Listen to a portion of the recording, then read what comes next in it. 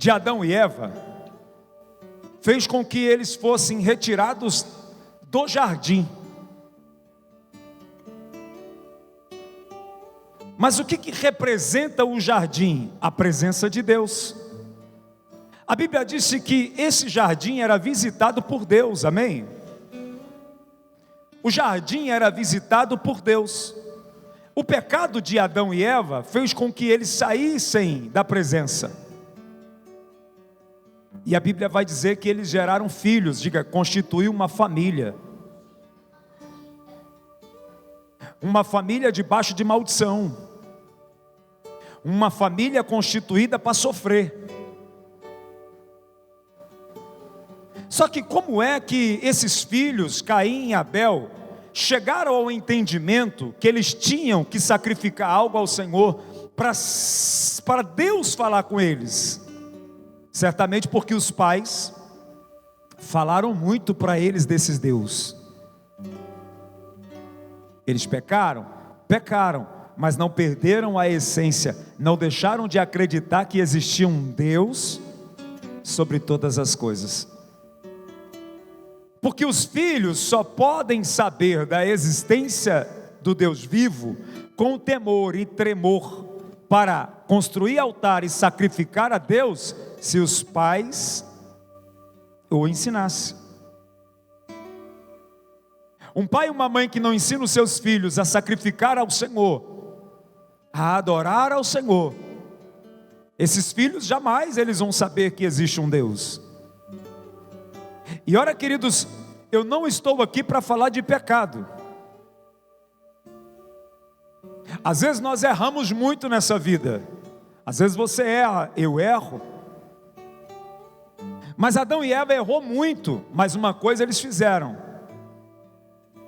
ensinaram os seus filhos que existia um Deus.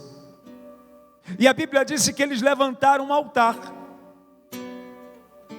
A Bíblia diz que eles sacrificaram ao Senhor. A Bíblia diz que cada um levou para Deus do fruto do teu trabalho. Um era agricultor e o outro era pastor. Então um vai lá e pega o melhor do seu rebanho, o outro vai lá e pega o melhor da sua colheita, ou o melhor da colheita que ele imaginava ser. Mas o que o Senhor quer dizer com isso? Que um aprendeu bem a lição e o outro fez de qualquer jeito. Mas uma coisa é certa: o pai e a mãe os ensinou de forma perfeita. Repita comigo: os dois foram até a Deus. Eles foram bem ensinados, eles criam que existia um Deus. E ali, nesse momento, se restabeleceu novamente o contato de Deus com a descendência de Caim, de Adão e Eva. Porque até então Deus não falava mais com eles. Agora, por conta de Abel e Caim, agora o céu se rasga e Deus desce de novo. E a Bíblia diz que Deus se agrada de Abel e da sua oferta. Mas a Bíblia diz que Deus não se agrada da oferta de Caim.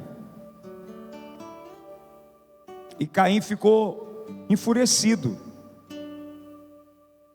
A decepção de Caim foi tão grande que ele gerou uma expectativa. Isso não se pode negar. Isso quer dizer que Caim e Abel cria, porque geraram uma expectativa de falar com Deus. E eu não quero falar aqui de pecado, não. Eu quero falar do comportamento, da expectativa que eles geraram. Abel, por sua vez, foi aceito. Caim foi rejeitado. Não a pessoa de Caim, mas aquilo que Caim ofereceu. Então eu quero que você entenda que o altar, a família sendo levada para o altar, é uma família que crê em Deus. é filhos que crê em Deus. Mas o que é o altar? O altar é o local de morte. É ali que nossas vidas são colocadas como um sacrifício para Deus. Diga, não é a oferta, não é o holocausto, é a minha vida. Porque quando Caim e Abel vai para o altar, ali eles não colocaram somente a oferta, mas ali Deus sondou o coração. O coração de ambos foram visitados, a mente deles. Então o altar é um lugar de sacrifício. As nossas vidas são colocadas no altar. No altar nós morremos para as nossas próprias convicções, vontades, desejos e expectativas. O que hoje o altar representa? Porque o altar é uma entrega, e a Bíblia diz que nós somos sacrifícios vivos hoje. Altar é entrega, e eu quero que você preste atenção nisso. No altar nós morremos para as nossas próprias vidas, convicções, vontades, desejos e expectativas. Repita assim: altar é lugar de sacrifício. Preste atenção, a pessoa vai se casar de forma correta, igual a Bíblia manda. Para onde ele vai? Para o altar. Não é para o altar que vão os noivos? E ali eles não fazem votos de sacrifício um para o outro, porque é sacrifício. No altar se morre todas as expectativas. No altar se morre o eu, se mata a carne para viver o propósito. É no altar que você promete na doença, na riqueza, não é? Na pobreza. É no altar. É no altar que nós nos sacrificamos e fazemos votos, tanto um para com os outros, mas também para com Deus. Porque é no altar que nós nos entregamos. Ninguém chega no altar de sacrifício para continuar sendo o mesmo. E quando a pessoa faz assim, ela quebra aliança com Deus, ela quebra aliança com a família, ela quebra aliança com o casamento, ela quebra aliança com a esposa e com o esposo. Sim ou não? Por quê? Porque usou o altar como Caim usou. Nós precisamos usar o altar como Abel usou, e se sacrificar por ele. E quando a gente usa o altar como Caim usou, tudo vai de mal a pior. Por quê? Porque não é o que você coloca aqui como oferta, mas é o que você entrega de coração como oferta. Estão entendendo isso? Altar é lugar de morte. No altar morremos para nossas vidas, a fim de podermos viver uma vida para com Deus. Então por isso que eu coloquei o tema, a minha família no altar. Repita comigo, a minha família no altar. Mas se você não morre no altar, como que seus filhos vão morrer nele?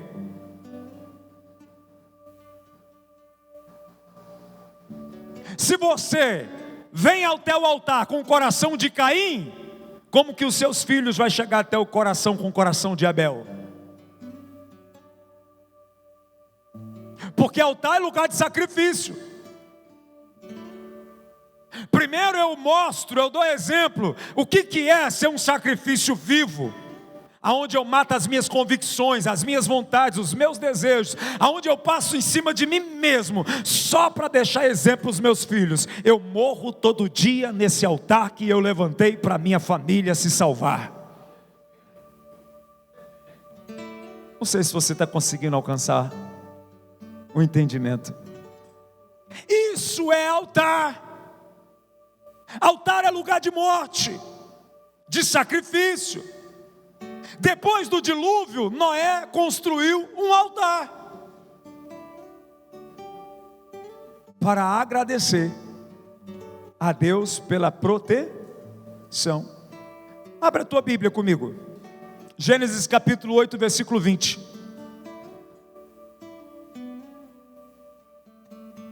A Bíblia diz: depois Noé construiu um altar dedicado ao Senhor, e tomando alguns animais e aves puros, ofereceu-os como holocausto, queimando-os sobre o altar.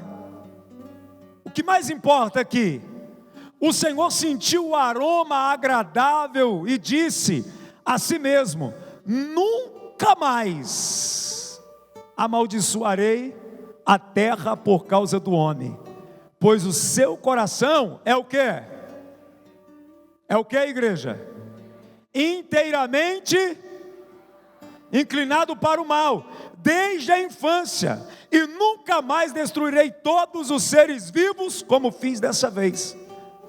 Olha para o teu irmão e diz assim: Deus chegou um entendimento que o ser humano é difícil, que ele é pecador, mas que ele não vai matar mais. Ele sentiu o cheiro da oferta agradável de coração de Noé. Aí ele fala: não vou matar mais. Sabe o que Deus fez aqui nesse altar? Uma aliança. E eu e você vivemos debaixo dessa aliança até hoje, mesmo sem merecer. A Bíblia diz que nós não somos consumidos e mortos por causa da misericórdia de Deus.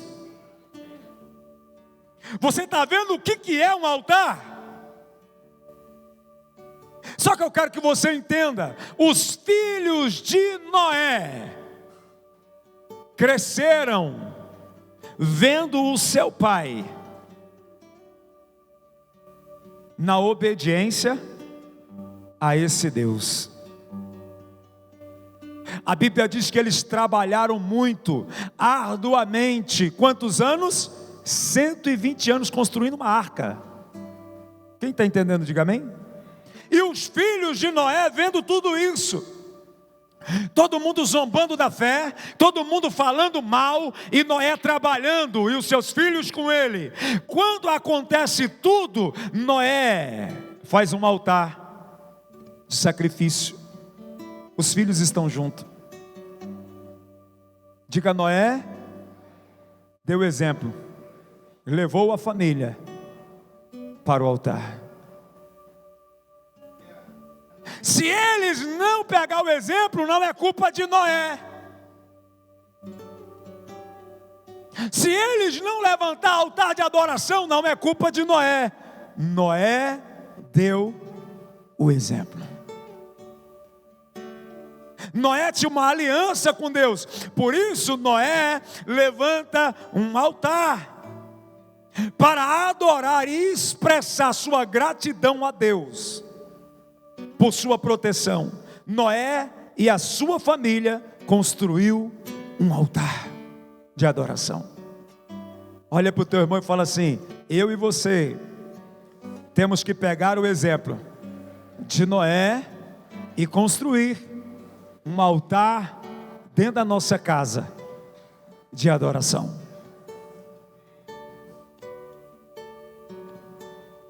Então, Noé nos dá exemplo. Outra pessoa que nos dá exemplo, Jó. Jó também é um construtor de altares para adorar e mostrar para os seus filhos quem era o verdadeiro Deus. A Bíblia diz, em Jó capítulo 1, verso 5, eu não vou ler o texto inteiro, eu quero que você preste atenção para você entender. A Bíblia diz assim: terminando o período de banquetes, Jó mandava chamá-los e fazia com que se purificassem. De madrugada ele oferecia um holocausto em favor de cada um deles, pois pensava: talvez os meus filhos tenham lá no íntimo pecado e amaldiçoado a Deus. Essa era a prática constante de Jó. Os filhos estavam lá festando no banquete. Jó chamava todos eles e falava: purificam. Sabe o que é isso? Se santificam. Jó pregava para eles, Jó falava da existência de um Deus único. Sabe por quê? Porque Jó tinha uma aliança com Deus, Jó tinha uma aliança de adoração, Jó tinha temor a Deus. E a Bíblia fala que isso virou uma prática. A Bíblia está dizendo que virou uma prática. A Bíblia está dizendo aqui, ó, essa era a prática constante. Você sabe o que é isso? Virar algo constante na sua vida? Eu vou te fazer uma pergunta: você tem alguma coisa que você faz todos os dias? De forma constante, sistematicamente? Quem tem? Levanta a mão. A primeira delas: celular. Constante. É constante ou não? É uma prática constante ou não? Isso tem tomado conta da gente, não tem? Não tem? A gente não consegue mais ficar sem. A gente pega, é TikTok, é vídeo, é não sei o que, e a gente fica vendo coisinhas que vai entretendo a gente fica alegre, a gente fica feliz, a gente ri. Virou uma prática constante. Você já percebeu que cada tempo que vai passando, as crianças, elas vão ficando mais apegada nisso, e a gente não vai percebendo, e a prática de oração, a prática de leitura, de meditação acabou. Não tem mais. Olha, tem muita casa que nem ora mais na hora das refeições. Repita comigo: a mesa é altar, sacrifício. Então, ele tinha uma prática constante. E esse homem era tão constante na prática de adorar e de levantar altares, que o diabo se incomodou com ele. O diabo ficou irado. E a Bíblia vai dizer que um dia ele foi passear lá em cima e Deus falou: você tem visto meu filho Jó, homem íntegro, honesto, que foge da aparência do mal?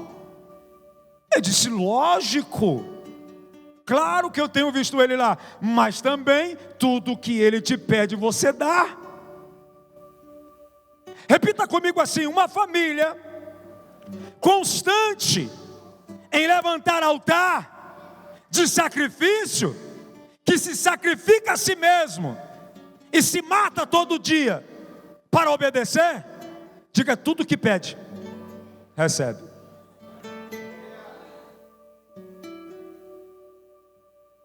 Eu quero que você entenda, eu não estou aqui para ofender, eu estou aqui para aprender com você. Tem muita coisa que nós não alcançamos ainda, que nós estamos precisando levantar alguns altares de adoração. Mas você sabe qual é o nosso problema? E eu estou me incluindo, que as decepções e as desilusões nos deixam tão tristes que a gente não consegue orar, e nem adorar, e nem sacrificar, porque a gente se frustra, a gente fica triste. Mas o segredo para incomodar Satanás é ter uma vida constante na prática de levantar altares de sacrifício. E eu quero repetir para você: altar é lugar de morte, é lugar de sacrifício. Altar é lugar de morrer a mim mesmo. Altar é lugar de renunciar a mim mesmo. Altar é lugar de colocar todas as minhas convicções nele. Altar é lugar de dizer: eu não vivo mais eu, mas Cristo vive em mim. Altar é lugar de se anular para que Deus cresça e apareça em você. Isso é altar. Isso é altar. E Jó tinha a prática de levantar altares. A Bíblia vai dizer que o pai da fé, Abraão, também era um bom construtor de altares. Abraão, quando teve a visitação de Deus, para ele fazer aquilo que Deus esperava que ele fizesse: sai da tua terra, da tua parentela, que todo mundo já conhece a história. Abraão decidiu, tomou um posicionamento, e a Bíblia vai dizer que Abraão construiu alguns altares. Repita comigo: altar de Siquém. Diga: altar da promessa. Abra a tua Bíblia em Gênesis capítulo 12, versículo 6. O primeiro altar que Abraão levanta é esse aqui. E disse o Senhor: eles são um povo. Gênesis capítulo 12. Abre lá. 12 verso 6. Abraão atravessou a terra até o lugar do carvalho de Moré, em Siquém. Naquela época, os cananeus habitavam essa terra. O Senhor apareceu a Abraão e disse: a sua descendência darei essa terra. Abraão construiu ali o que, igreja? Um altar, dedicado a quem? Ao Senhor, que lhe havia aparecido. Diga assim, ó, uma promessa. Diga: promessa. Deus não deu nada para ele, só promete. Quando Deus promete, o que ele faz? Deus cumpre. Mas Deus prometeu, mas ainda não deu. Diga: toda promessa é uma aliança. O que o Abraão faz quando tem uma promessa? Levanta um altar de adoração. Esse é o nosso problema nos últimos anos. A gente só adora e levanta altar de adoração, só pula e grita quando está com a bênção na mão. Antes do milagre chegar, tinha uma promessa. Debaixo de uma promessa, tem altar de adoração. Deus prometeu altar de adoração. Foi o que Abraão fazia. Abraão já levantou um altar de adoração em Siquém, altar da promessa. Siquém é o altar da promessa. A motivação de Abraão construir este primeiro altar foi adorar ao Senhor que lhe apareceu. Essa foi a motivação dele. Agora eu quero fazer uma pergunta para você: aonde você viu Deus pedindo altar? Esse é outro problema nosso. A gente acostumou a fazer só quando pede. E esse mal já está desde pequenininho nas crianças. Você vai falar com o filho, vai dizer assim: filho, por que você não pediu? Se você tivesse pedido. Aí precisa pedir?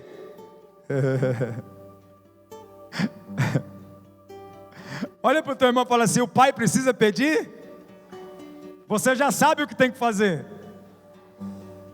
E qual é a resposta deles? Ah, o senhor não pediu, por isso que eu não fiz. Porque tem uns filhos aí, né? Que o pai e a mãe saem para trabalhar, chega às 11 horas, não tem nenhuma comidinha pronta. Aí você olha para a filha e fala: ô filha, por que você não fez para a mãe? A senhora não pediu? Aí você não sabe que tem que comer? Ou filho também, porque o homem também tem que fazer, lá em casa faz. Eu não tenho filho, o filho faz. Não é assim, sim ou não? Aí a gente fica bravo, não fica? Fica ou não fica? Mas você acha que eles estão aprendendo com quem? Com quem que eles acham que estão aprendendo?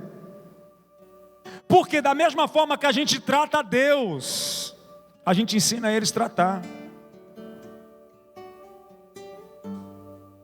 Porque os nossos filhos não são bobos. Eles veem quando você está alegre, quando Deus dá uma farpinha, você fica todo feliz.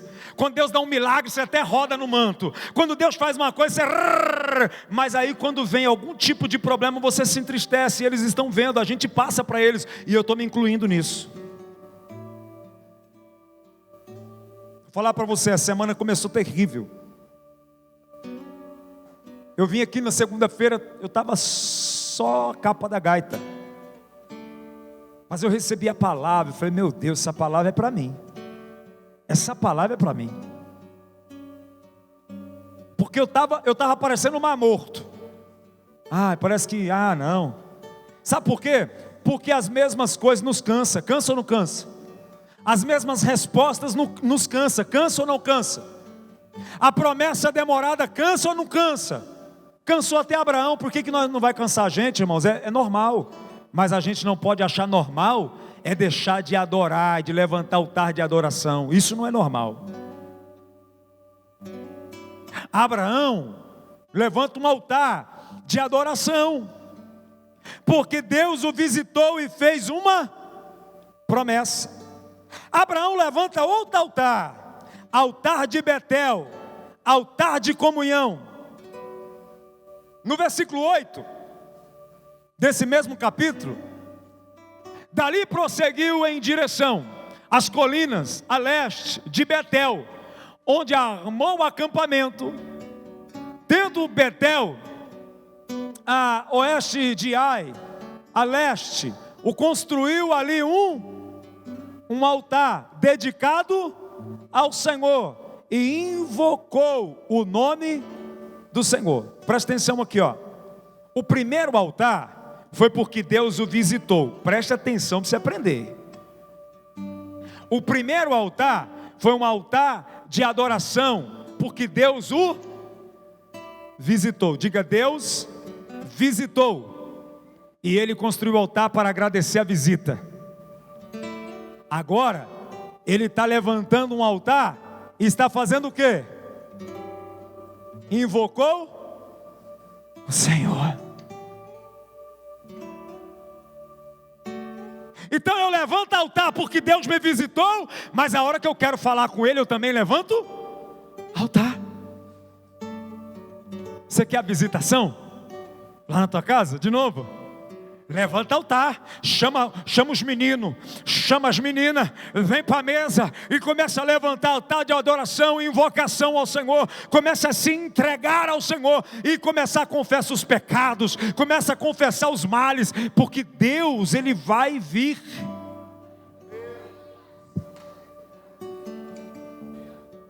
Porque o altar de Caim e Abel foi altar de convocação.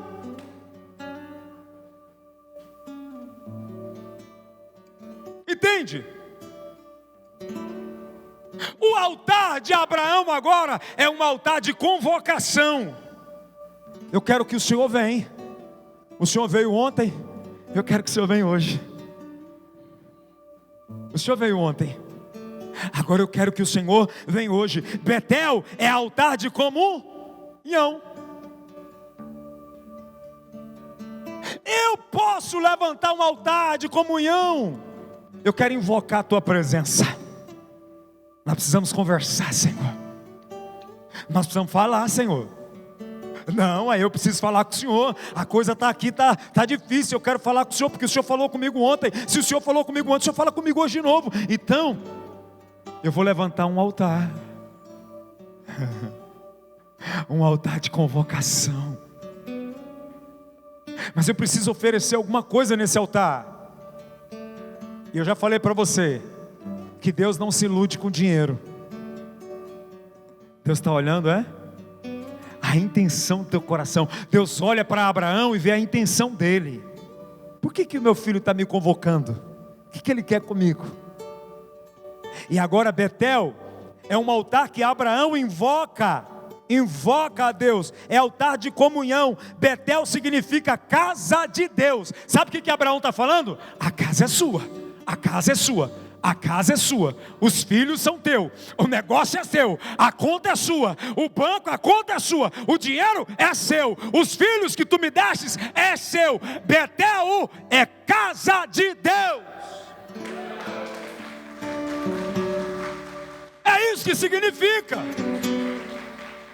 Aí ele invoca o altar, e ele começa a invocar, e aí nesse altar ele adora, e ele fala: a casa é tua, mora, vem, visita aquilo que é teu, visita aquilo que te pertence. Está vendo tudo isso? É teu. Está vendo aquele menino? É teu. Está vendo aquela menina? É tua. Está vendo aquele carro? É teu. Está vendo aquela conta falida? É tua. Move, Senhor, desce, Senhor.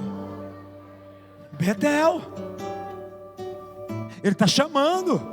Quem fez a promessa? Foi ele. Abraão está dizendo: o Senhor fez a promessa. O Senhor falou para mim sair da casa dos meus parentes. O Senhor falou para mim sair da terra. O Senhor falou que vai mostrar. Eu estou aqui em Betel, eu cheguei em Betel e eu estou me sentindo só. Eu quero a tua presença aqui. Eu estou precisando de ti, eu quero a tua presença aqui. Então ele começa, levanta um altar. Ele levanta um altar e fala assim: vem morar aqui, porque aqui é casa de Deus. Você é casa de Deus. Você é o altar dele. Isso é Betel. Esse é o segundo altar que ele levanta. Abraão invoca o Senhor, e não somente Deus fala com ele, mas ele também fala com Deus, porque agora ele tem intimidade, ele chama, agora ele entendeu que o portal é o altar. Aonde tem altar, tem presença. Aonde tem altar de sacrifício, de morte, tem vida.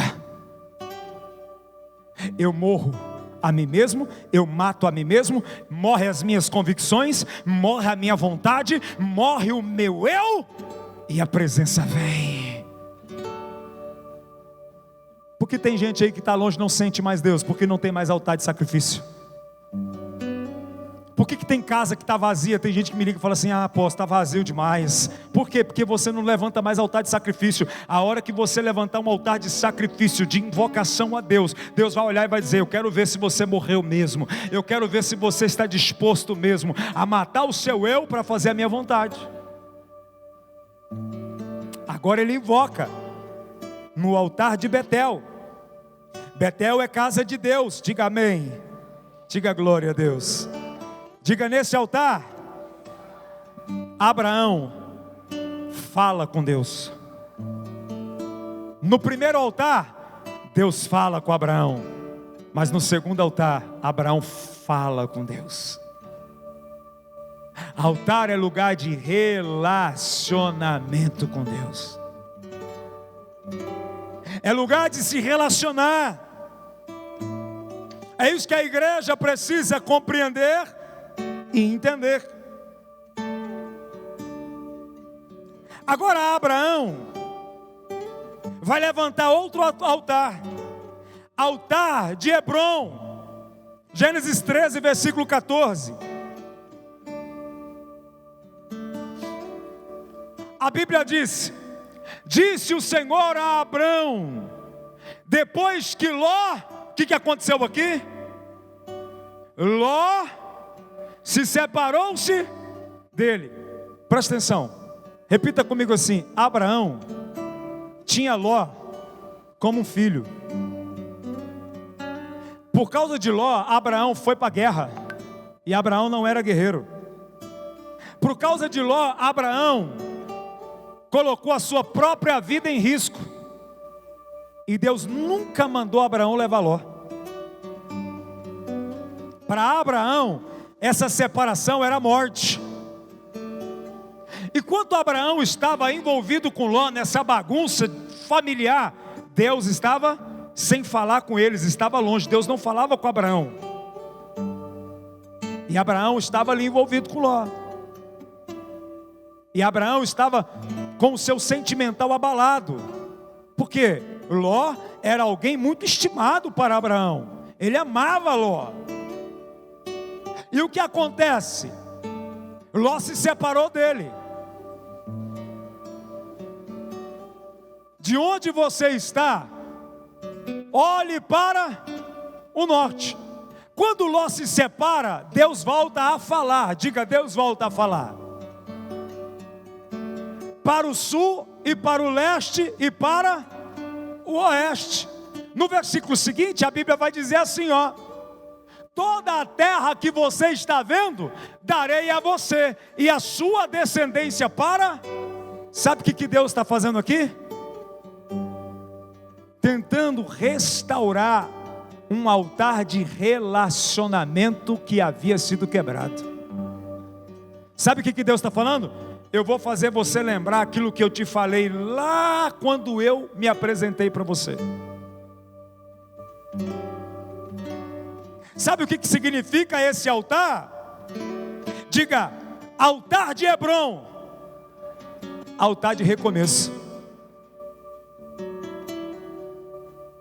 Olha para o teu irmão e fala assim: não importa aonde você caiu, aonde você pecou, aonde você se perdeu, Deus quer restabelecer um altar de Hebrom, um altar de recomeço, e voltar a caminhar com você.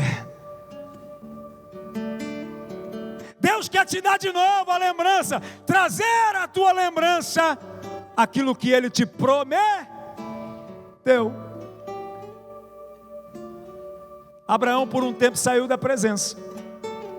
Deus parou de falar. Tem um altar de recomeço sendo erguido aqui. Agora Abraão, Deus vai falar com Abraão novamente. Nesse altar de Hebrom, um altar de recomeço. No versículo, coloca o versículo 18, para a gente adiantar. Então Abraão mudou o seu acampamento e passou a viver próximo aos carvalhos de Manre, em Hebrom, onde construiu um altar dedicado ao Senhor. Ele voltou novamente à prática de levantar altar.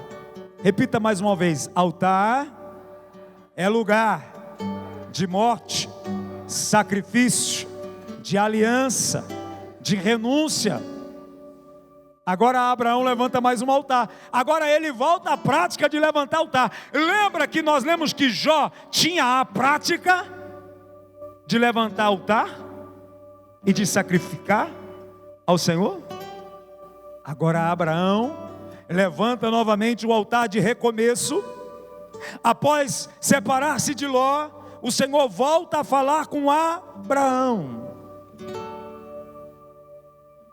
Sabe, às vezes nós nos perdemos. Deus tem um projeto com a gente se perde por alguns sentimentos, alguns desejos, algumas vontades, e a gente sai um pouquinho do propósito de Deus. E enquanto a gente não cortar isso e voltar para o centro da vontade de Deus e levantar altar para recomeçar, a gente vai continuar penando. Aqui houve uma separação, diga separação, que Abraão sofreu. Diga, muitas vezes separar-se de algumas pessoas que amamos vai nos fazer sofrer, mas talvez é necessário para a gente voltar ao foco de novo. Não que nós vamos abandoná-los, não é isso, porque Abraão nunca abandonou Ló. Abraão sempre teve com a porta aberta para o seu sobrinho. Foi o Ló que não quis voltar e viver debaixo da promessa. Amém? Então agora tem um altar de recomeço. Aí Abraão vai levantar o quarto altar, o pior altar da vida dele. O pior altar da vida de Abraão. Altar de Moriá.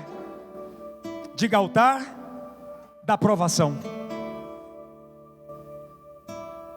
Em Gênesis capítulo de número 13, de número 22, verso 9.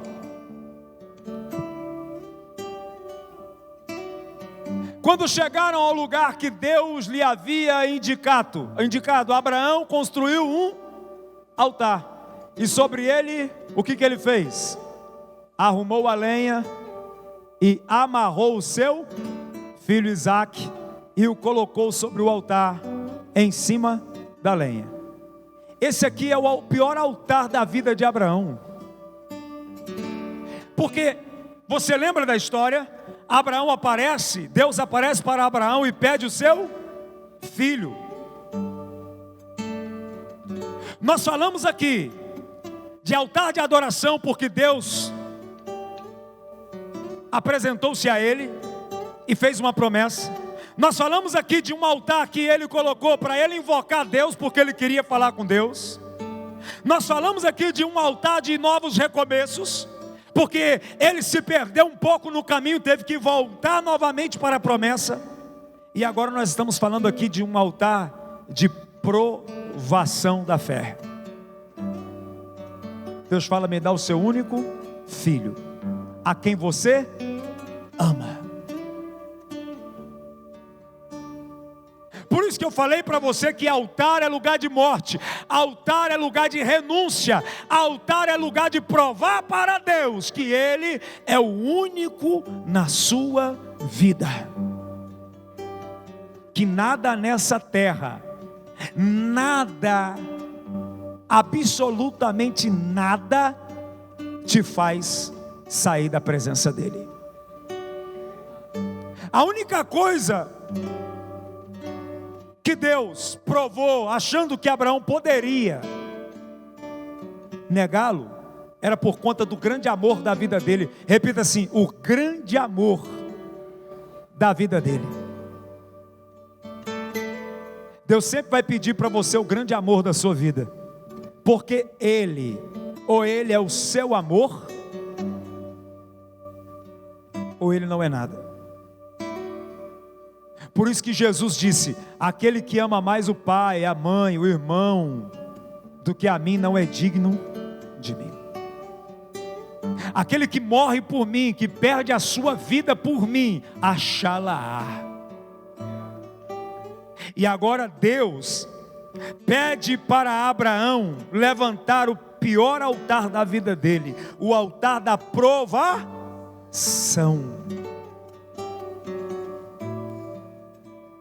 O altar da aprovação, do sacrifício. No versículo 10, a Bíblia diz assim, irmãos: então estendeu a mão e pegou a faca para sacrificar o seu filho.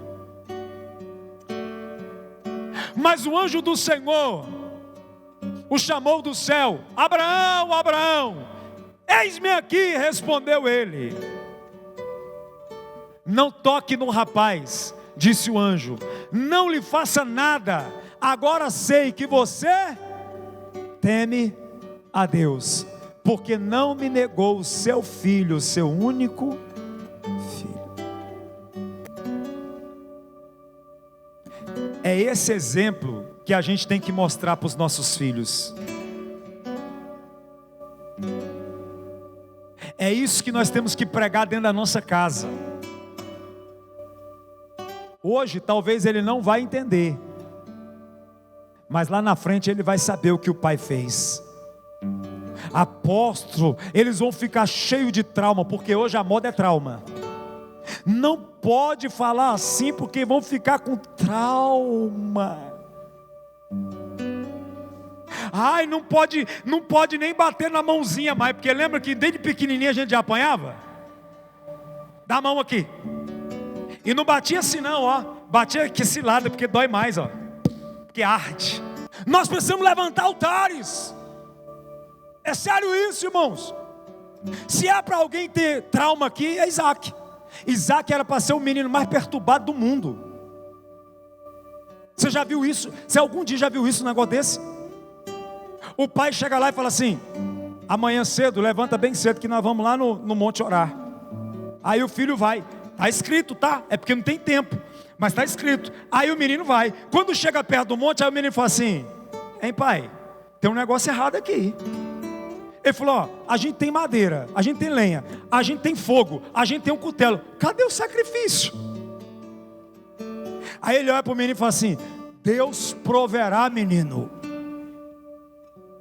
Agora você imagina, chega lá em cima do monte, Abraão assim, ó, sabe assim como quem não quer nada? Pega a marra e já joga em cima. Aí o guri, é eu? Você está entendendo não? Você imagina que loucura? Era para chamar o quê? Abraão de quê? Velho doido, velho fanático. Sim ou não? Abraão não fala nem para a mãe do menino, porque se falar ia dar ruim. Ele sai na calada da noite, ó, e leva o menino. Deus proverá para si, meu filho, o holocausto. Agora, era para esse menino ter trauma ou não? Sim ou não? Era ou não? Então tá, presta atenção no menino traumático. Abre comigo lá em Gênesis, rapidamente. Gênesis capítulo 26, verso 25. Olha o menino traumático. Era para ter trauma, era para odiar Deus. Olha o menino traumático. Isaac construiu nesse lugar e invocou o nome de quem? Do Senhor que pediu para o pai matar ele. Era para ter trauma, não era? Olha o comportamento do menino criado debaixo de uma fé genuína, de um pai que constrói altar de adoração, de um pai que não vê limites para adorar o seu Deus. Agora o menino que outrora era o sacrifício, está levantando altar e invocando a Deus. Por quê? Porque viu o pai fazer. Agora esse menino ali armou o acampamento e os seus servos cavaram outro poço. Esse menino agora está levantando altar. Esse menino crê em Deus, esse menino crê na promessa. Hoje pode não entender, mas amanhã vai fazer todo sentido. Hoje eles podem falar assim: meu pai está doido, minha mãe está doida, não é possível um negócio desse. Mas amanhã eles vão ter que reconhecer que o Deus do Abraão é o Deus do meu pai, o Deus de Jacó é o Deus do meu pai, o Deus de Israel é o Deus do meu pai. Eu também vou levantar o altar de adoração, porque o dia que ele passar puro na vida, a semente vai estar dentro dele, e ele vai falar: só tem um jeito de sair dessa, vamos para a igreja.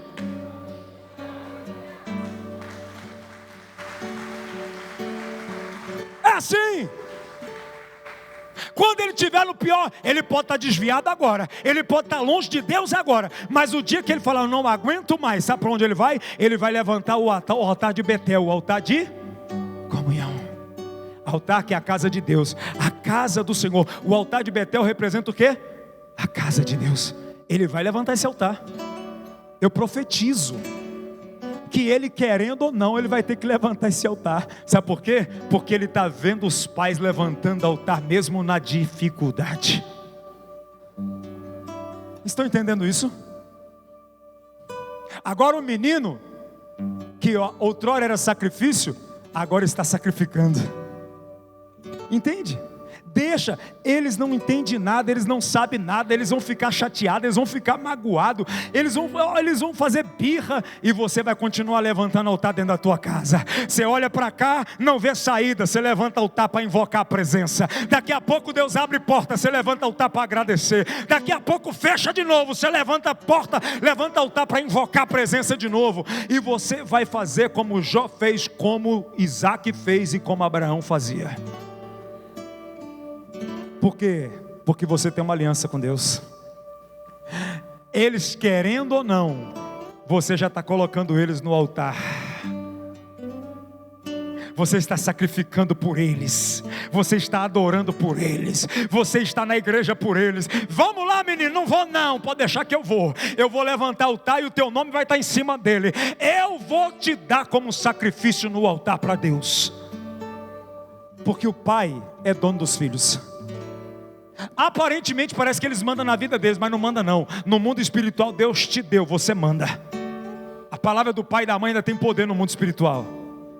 Eles podem até achar que eles fazem o que querem, mas no mundo espiritual você está clamando. No mundo espiritual você está levantando altar. No mundo espiritual você está colocando eles em cima do altar de Deus e está dizendo: meu Deus, meu Pai, no nome de Jesus, esse não se perde, esse se salva.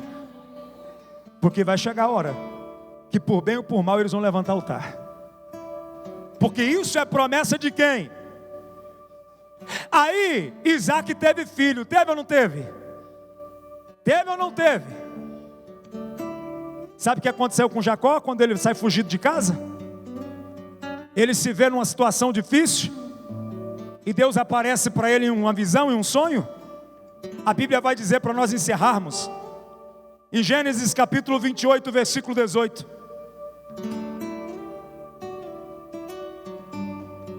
E na manhã seguinte Jacó pegou a pedra que tinha usado como travesseiro, colocou-a em pé como coluna e derramou o que sobre ela? Óleo sobre o seu topo. O que ele tinha? Só o óleo. Ele não tinha mais? Mas por que ele teve a convicção de entender que Deus visitou ele? Porque ele viu a fé do pai. Repita comigo: Jacó está passando a pior fase da sua vida. Quando apertou, levantou o altar. E a Bíblia vai dizer no versículo de número 19: e deu o nome de quê, gente? Está de brincadeira. Deu o nome de Betel, aquele lugar, embora a cidade anteriormente se chamasse o quê? Luz. No versículo 20, então Jacó fez o quê? Um voto dizendo: se Deus estiver, lógico que Deus estava com ele, porque ele estava em Betel. Betel é casa de Deus. Ó, na onde Jacó dormiu, aonde Abraão constituiu um altar e chamou casa de Deus. Não adianta. Todos os seus filhos e a sua descendência vai passar onde você passou. Eu vou repetir porque isso aqui é forte. Todos os seus filhos e a sua descendência vai passar onde você passou. Se você deixou o altar lá, se você deixou lá a presença de Deus, ele vai encontrar. Ele vai encontrar. Por quê? Porque você já passou lá. Você já passou. E quando você passa e levantou o altar, você tem crédito. Jacó passou. E cuidar de mim nesta viagem que estou fazendo e prover-me de comida e roupa. O que ele fez aqui? Um voto. Em Betel, na casa de Deus. Olha para o teu irmão e fala assim: na casa de Deus é lugar de fazer voto, é lugar de pedir. O coração dele estava puro. Ele já não tinha mal o que fazer, meu irmão. Eu não sei, talvez você entrou aqui, eu não tenho mal o que fazer. Então se prepara, porque hoje você entrou na casa de Deus. E ele faz um voto na casa de Deus. Versículo 21. E levar-me de volta em segurança à casa de meu pai. Eu estou indo fugido, mas eu quero voltar. Eu estou indo envergonhado, mas eu quero voltar com honra. Eu quero voltar para a casa do meu pai. Então o Senhor será o meu Deus. Tem um voto ou não tem aqui? Tem um voto em Betel, na casa de Deus, versículo 22. E esta pedra que hoje coloquei, como que? Coluna, servirá de santuário. É a casa de Deus e é altar ou não é? É casa de Deus e altar ou não é? Servirá de quê? Santuário de Deus. E tudo o que me deres certamente te darei o dízimo. Diga, tem um voto aqui, tem um propósito aqui. Diga, dízimo é aliança, fidelidade. Que tem muito crente que não sabe o que é isso. Sabe o que é isso? Voto, aliança, fidelidade. Por que o diabo quer tocar nisso? Porque é santo. Por que o diabo, por que tem muita gente que ele tem resistência a se entregar para Jesus? Porque não, porque eu vou ter que fazer isso, eu vou ter que fazer aquilo. Porque altar é lugar de sacrifício. Amém? Domingo agora a gente tem batismo.